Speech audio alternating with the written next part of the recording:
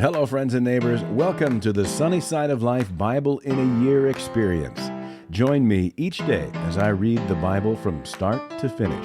I'm reading from the Life Application Study Bible, New Living Translation, published by Tyndale House Publishers. I pray this daily reading will bless you as much as it does me. So let's get started. February 21st, Deuteronomy chapters 4 through 6. And now, Israel, listen carefully to these decrees and regulations that I am about to teach you. Obey them so that you may live, so you may enter and occupy the land that the Lord, the God of your ancestors, is giving you. Do not add to or subtract from these commands I am giving you. Just obey the commands of the Lord your God that I am giving you. You saw for yourself what the Lord did to you at Baal Peor. There the Lord your God destroyed everyone who had worshipped Baal, the god of Peor. But all of you who were faithful to the Lord your God are still alive today, every one of you. Look, I now teach you these decrees and regulations just as the Lord my God commanded me, so that you may obey them in the land you are about to enter and occupy.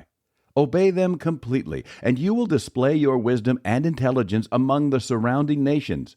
When they hear all these decrees, they will exclaim, "How wise and prudent are the people of this great nation!" For what great nation has a God as near to them as the Lord our God is near to us whenever we call on him? And what great nation has decrees and regulations as righteous and fair as this body of instructions that I am giving you today? But watch out. Be careful never to forget what you yourself have seen. Do not let these memories escape from your mind as long as you live, and be sure to pass them on to your children and grandchildren. Never forget the day when you stood before the Lord your God at Mount Sinai, where he told me, "Summon the people before me, and I will personally instruct them. Then they will learn to fear me as long as they live, and they will teach their children to fear me also." You came near and stood at the foot of the mountain, while flames from the mountain shot into the sky. The mountain was shrouded in black clouds and deep darkness, and the Lord spoke to you from the heart of the fire. You heard the sound of his words, but didn't see his form. There was only a voice. He proclaimed his covenant, the 10 Commandments, which he commanded you to keep, and which he wrote on 2 stone tablets. It was at that time that the Lord commanded me to teach you his decrees and regulations, so you would obey them in the land you are about to enter and occupy. But be very careful. You did not see the Lord's form on the day he spoke to you from the heart of the fire at Mount Sinai. So do not corrupt yourselves by making an idol in any form, whether of a man or a woman, an animal on the ground, a bird in the sky, a small animal that scurries along the ground, or a fish in the deepest sea. And when you look up into the sky and see the sun, moon, and stars, all the forces of heaven, don't be seduced into worshiping them. The Lord your God gave them to all the peoples of the earth. Remember that the Lord rescued you from the iron-smelting furnace of Egypt in order to make you his very own people and his special possession, which is what you are today. But the Lord was angry with me because of you. He vowed that I would not cross the Jordan River into the good land the Lord your God is giving you as your special possession. You will cross the Jordan to occupy the land, but I will not. Instead, I will die here on the east side of the river. So be careful not to break the covenant the Lord your God has made with you. Do not make idols of any shape or form, for the Lord your God has forbidden this. The Lord your God is a devouring fire. He is a jealous God. In the future, when you have children and grandchildren and have lived in the land a long time, do not corrupt yourselves by making idols of any kind. This is evil in the sight of the Lord your God and will arouse his anger. Today I call on heaven and earth as witnesses against you. If you break my covenant, you will quickly disappear from the land you are crossing the Jordan to occupy. You will live there only a short time, then you will be utterly destroyed. For the Lord will scatter you among the nations, where only a few of you will survive. There in a foreign land you will worship idols made from wood and stone, gods that neither see, nor hear, nor eat, nor smell. But from there you will search again for the Lord your God, and if you search for him with all your heart and soul, you will find him. In the distant future, when you are suffering all these things, you will finally return to the Lord your God and listen to what he tells you. For the Lord your God is a merciful God. He will not abandon you or destroy you or forget the solemn covenant that he made with your ancestors. Now search all of history, from the time God created people on the earth until now, and search from one end of the heavens to the other. Has anything as great as this ever been seen or heard before? Has any nation ever heard the voice of God speaking from fire as you did, and survived? Has any other God dared to take a nation for himself out of another nation by means of trials, miraculous signs, wonders, war, a strong hand, a powerful arm, and terrifying acts? Yet that is what the Lord your God did for you in Egypt, right before your eyes. He showed you these things so you would know that the Lord is God, and there is no other.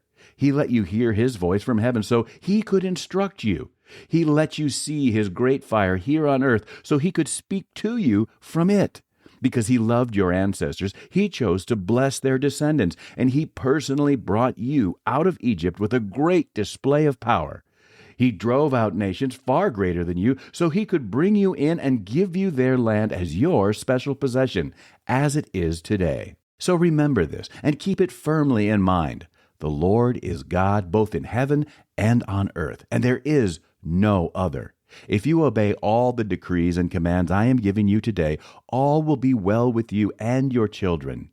I am giving you these instructions so you will enjoy a long life in the land the Lord your God is giving you for all time. Then Moses set apart 3 cities of refuge east of the Jordan River. Anyone who killed another person unintentionally without previous hostility could flee there to live in safety. These were the cities: Bezer on the wilderness plateau for the tribe of Reuben, Ramoth in Gilead for the tribe of Gad, Golan in Bashan for the tribe of Manasseh. This is the body of instruction that Moses presented to the Israelites. These are the laws, decrees, and regulations that Moses gave to the people of Israel when they left Egypt and as they camped in the valley near Beth Peor, east of the Jordan River. This land was formerly occupied by the Amorites under King Sihon, who ruled from Heshbon. But Moses and the Israelites destroyed him and his people when they came up from Egypt. Israel took possession of his land and that of King Og of Bashan, the 2 Amorite kings east of the Jordan. So Israel conquered the entire area from Ararar at the edge of the Arnon Gorge all the way to Mount Sirion, also called Mount Hermon. And they conquered the east bank of the Jordan River as far south as the Dead Sea, below the slopes of Pisgah. Moses called all the people of Israel together and said, "Listen carefully, Israel. Hear the decrees and regulations I am giving you today, so you may learn them and obey them. The Lord our God made a covenant with us at Mount Sinai. The Lord did not make this covenant with our ancestors, but with all of us who are alive today. At the mountain the Lord spoke to you face to face from the heart of the fire. I stood as an intermediary between you and the Lord, for you were afraid of the fire and did not want to approach the mountain. He spoke to me, and I passed his words on to you. This is what he said. I am the Lord your God, who rescued you from the land of Egypt, the place of your slavery. You must not have any other God but me. You must not make for yourself an idol of any kind, or an image of anything in the heavens or on the earth or in the sea. You must not bow down to them or worship them, for I, the Lord your God, am a jealous God who will not tolerate your affection for any other gods. I lay the sins of the parents upon their children. The entire family is affected, even children in the 3rd and 4th generations of those who reject me. But I lavish unfailing love for 1,000 generations on those who love me and obey my commands. You must not misuse the name of the Lord your God. The Lord will not let you go unpunished if you misuse his name. Observe the Sabbath day by keeping it holy, as the Lord your God has commanded you. You have 6 days each week for your ordinary work, but the 7th day is a Sabbath day of rest dedicated to the Lord your God. On that day, no one in your household may do any work. This includes you, your sons and daughters, your male and female servants, your oxen and donkeys and other livestock, and any foreigners living among you.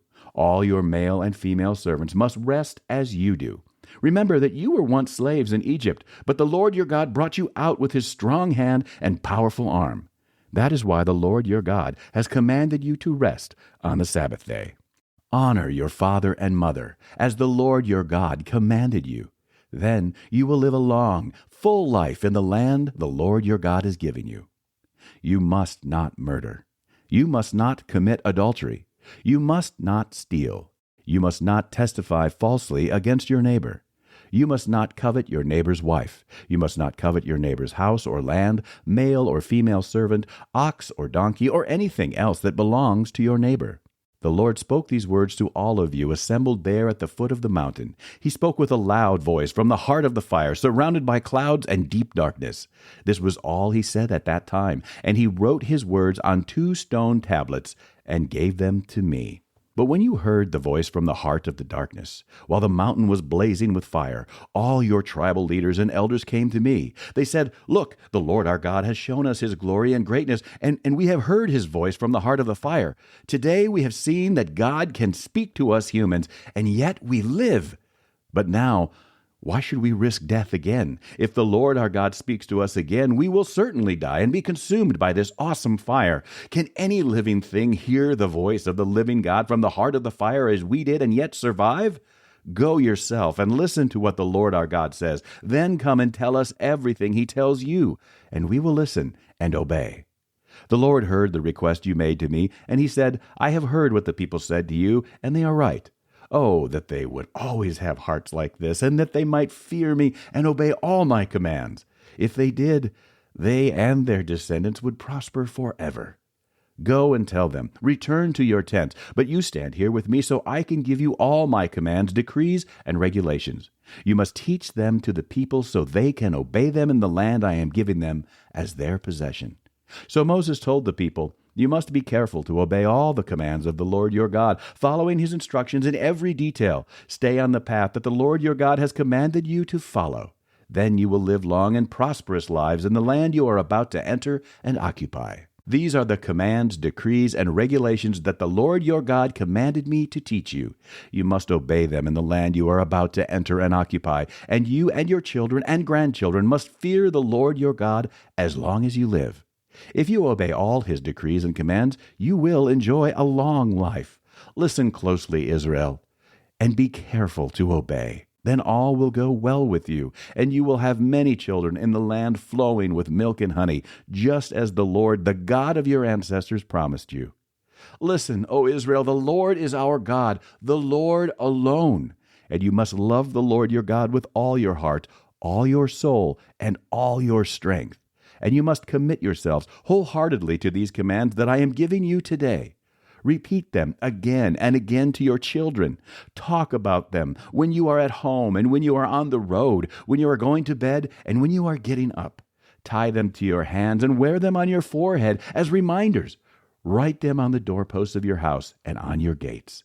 The Lord your God will soon bring you into the land he swore to give you when he made a vow to your ancestors, Abraham, Isaac, and Jacob.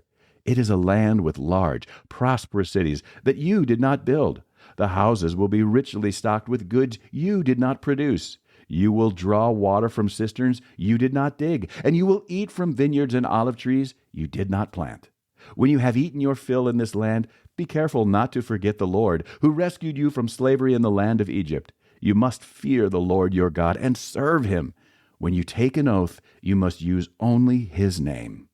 You must not worship any of the gods of neighboring nations, for the Lord your God who lives among you is a jealous God. His anger will flare up against you, and he will wipe you from the face of the earth. You must not test the Lord your God as you did when you complained at Massah. You must diligently obey the commands of the Lord your God, all the laws and decrees he has given you. Do what is right and good in the Lord's sight, so all will go well with you. Then you will enter and occupy the good land that the Lord swore to give your ancestors.